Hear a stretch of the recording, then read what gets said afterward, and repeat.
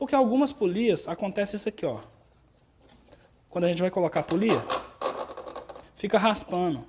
Muitas das vezes isso quer dizer que vai ter um problema aqui no jogo de câmeras. Isso aqui é barato, uns R$35 você compra uma aí, não sei qual região que você tá, depende da quantidade que você compra.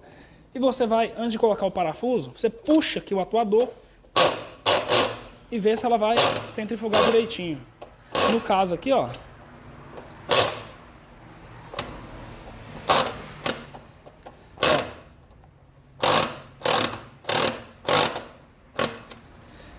ela tá dando um leve barulho.